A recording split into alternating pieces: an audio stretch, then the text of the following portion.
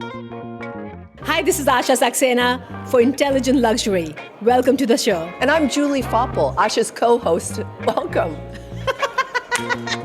Welcome right back. You have to stop making me laugh. I will, because I'm funny. I Asha, know. that's like that is what I bring to this whole thing. Oh my God, okay, I know. You're the brains of the operation, and I am the funny sister. I know, you really are. Yeah. When you and I met, Yes.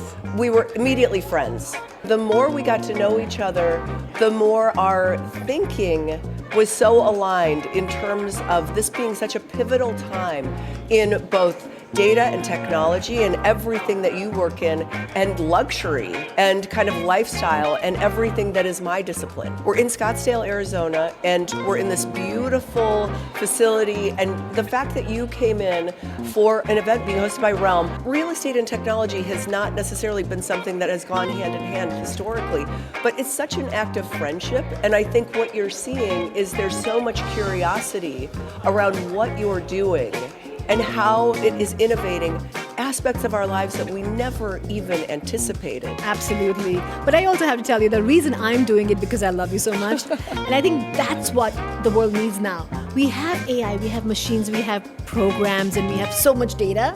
But what really matters at the end is the relationship. It's the human connection. I'm super excited about this podcast. The audience will enjoy so much because we are going to have fun while doing it. It's always fun with you, Asha. Thank you, everyone. And please continue watching because we're going to have guests who come from all around the world and going to talk about luxury in real estate. We have a lot to look forward to. Looking forward to it. Welcome to another episode of Intelligent Luxury. I'm Julie Faupel here in Scottsdale, Arizona for the Realm Global Collective, and I am joined by an incredible colleague, real estate professional, and community builder extraordinaire, Carmen Carr. Thank you so much for joining me today. Oh my gosh, thank you so much, Julie. It's my pleasure to be here and have this great opportunity to chat with you. Well, so, we're talking all about intelligent luxury, Carmen, and you take the two words kind of separately and they mean totally disparate things, very little luxury can probably be classified as intelligent, but when you put them together, one of the things that we've talked a lot about is kind of how the definition of luxury is changing. How are you experiencing that? So for me, I really embrace the technology of luxury with my clients who invest in a second home, maybe it's even a third home, in an unfamiliar territory. We're exposed to the elements with the snow, the changing weather, and that can have a huge impact on their investment, which is their luxury. Peace of mind is actually the luxury part of owning the home. That's how I see it. And the way I can educate them to earn that peace of mind, to live that peace of mind by implementing the new technology with AI of having these ecosystems, having monitoring, the temperatures, where the driveway, melts the snow, or the heat turns on when they arrive, or they're being notified if there's a water leak in the home, and they can come to the rescue. They can't come to the rescue because they're usually about 4 hours away. Yeah, that's right. Well, I love what you just said about the luxury of peace of mind, because I think it's something that is a little bit under-celebrated in what we do. Absolutely. So that's something that doesn't just come to you overnight, Carmen. How did you develop that ethos, and where did that come from?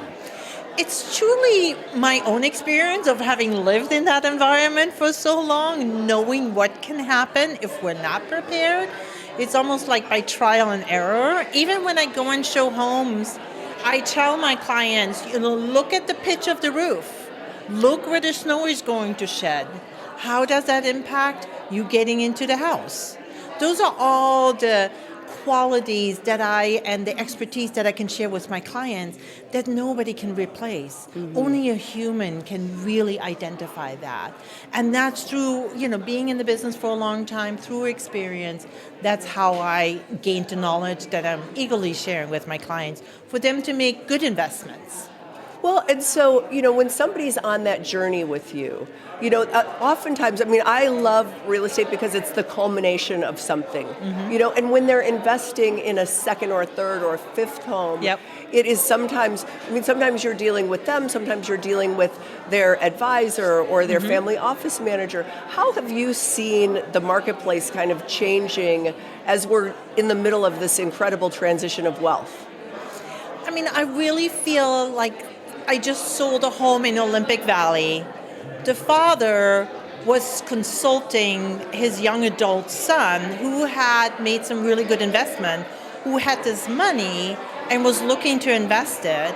His father was my go-to person to communicate, to advise, to make suggestions to, because the son was really busy. So the father was my go-to person. And that really translated well because the father was really eager for the son to make a good investment. And me coaching them on what is possible. The son really wanted to be close to the ski mountain. He wanted to have ski in, ski out. What does that look like, and how does that impact, the rest of his life, and accessibility as well?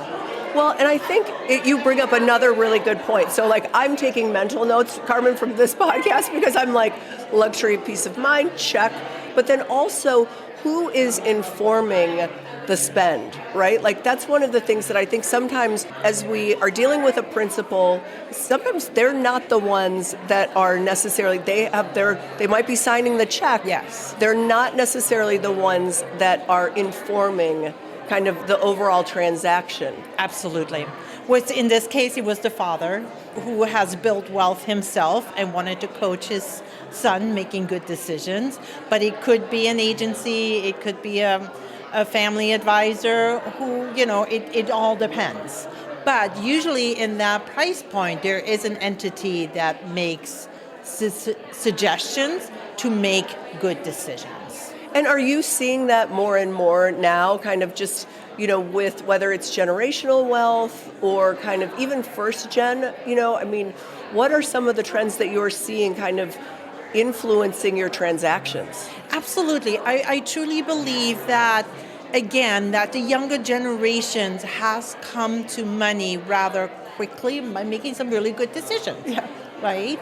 And now they're leaning on the more mature generations, like, what do I do now?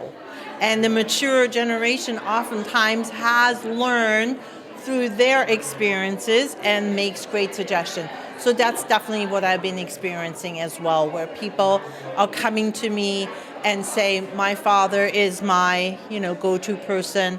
My wealth advisor is my go-to person.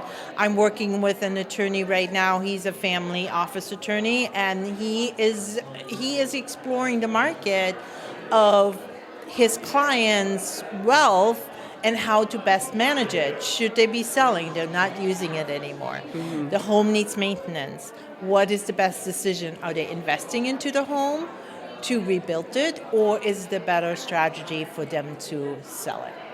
Yeah, see, and I think all of those factors come into play. Mm-hmm. And again, it goes back to how do you filter through some of the noise that they're hearing, mm-hmm. and how do you make sure that you're really the voice of reason in that trusted advisory relationship? So, Carmen, when you think about kind of where things are headed, one of the things that I love about Realm and I love about kind of events like this is that we end up being surrounded by other colleagues that have made a life out of seeing around corners, about mm-hmm. anticipating what's next. Mm-hmm. What mm-hmm. do you think is next in terms of kind of our industry, your destination? How are you equipping yourself for the future? I truly believe that the more knowledge we can share with the clients, because again, they want luxury, and luxury is not just the brick and mortar. Luxury is the lifestyle, it's the experience, it's the travel from the hustle and bustle to the relaxation. That's what is luxury, and them sitting on their deck and also having a very eco-sensitive mind as well. How do I impact my surroundings? How does this structure impact my surroundings? I know a house that is currently for sale, and they used all the timber from that property and made the door frames from it. They made the hardwood floors from it. They made the ceilings from it. So I think we need to be aware of wealth, investment into luxury, but also how does it impact our environment. And that peace of mind is also sitting on your back deck, looking out to the forest and feeling like, wow. It's still going to be here. Exactly. Well, and it's so interesting, we've done a number of these podcasts and we've spoken to a number of your colleagues, and I think, one of the things that hasn't come up a lot is sustainability. But it's something that is really driving, it is driving a lot of the buying preferences, it's driving a lot of the trends, it's driving costs, it's expensive to be sustainable. Yep. So let's kind of unpack that a little bit more. So with that sensitivity, how does that change how you're marketing a property, or how you might be showing it, or who you're exposing the property to? So I would really, those would be some key features for me to highlight. For example, if I used a home that all the timber on the property really was repurposed, and it builds that character, and it almost makes you feel like you're living in the forest and you're walking on the tree while and I really feel like marketing to the younger generation that has more of an open mind about sustainability. They grew up with recycling. They grew up with, we need to be more conscientious about our economy or our fuel consumption, about our consumption in general. So I think that is the generation that is really focusing on that and have more of a mindset on like, what impact does that have? Yeah. How do I impact? And it comes also with the more, so many more people drive electric cars now due to that, the impact on the environment as well. And there are a lot of younger generations who have multiple electric cars in the family, just because like one maybe takes you to the mountain, the other one is for the city driving. Yeah, that's right. That's right. Well, and so, one of the things that I am so struck by with you, Carmen, is that you seem to be a student of everything. Like I see you on the calls and you're so in tune. You're so knowledgeable about building materials and about trends in design and about have you always been like that? Where do you find room in your brain? I know. I'm a structural engineer draftsman by trade many moons ago. Yet architecture, nature is really important to me. I'm an avid hiker. I love where I live. I can just walk out my back door and just go on a hike, go on a mountain bike ride. I want to preserve it. And I have a lot of people who come to me. It's like, where can we go and hike? Where can we adventure here? Because I know that's why they live there as well. That's why they bought a second home there. So I know how important it is to them. So educating myself on all of those features so I can share it with my clients is very important to me. Yeah, well, and it shows, it really does. And I think Matt Faupel is an engineer by background, and I do think that there is something about the way that your brains work where you love to learn. Absolutely. Yeah. Absolutely. I love to learn. Well, Absolutely. and that shows, and it also kind of translates then into kind of the luxury of peace of mind, to go back to what we were talking about before with your clients and how you're communicating that. And then also kind of the access to information that we now have, which is more than ever.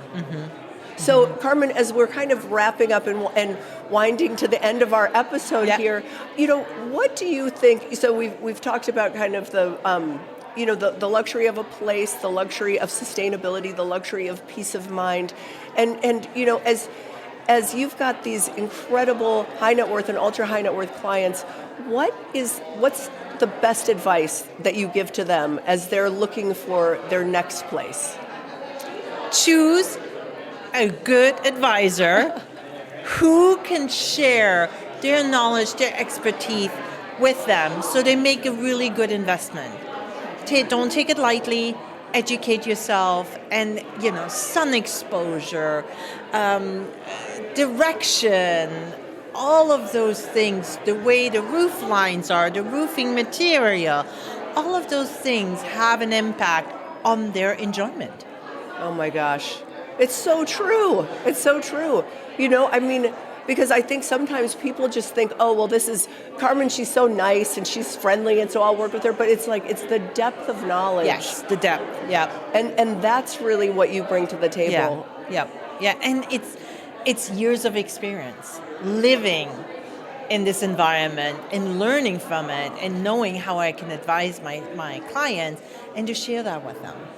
Oh my gosh. Well, Carmen Carr, you embody intelligent luxury as far as I'm concerned. Oh, thank you, Julie. Well, thank you. Thank you for joining me. And thank you for joining us for another episode of Intelligent Luxury. We will see you next time.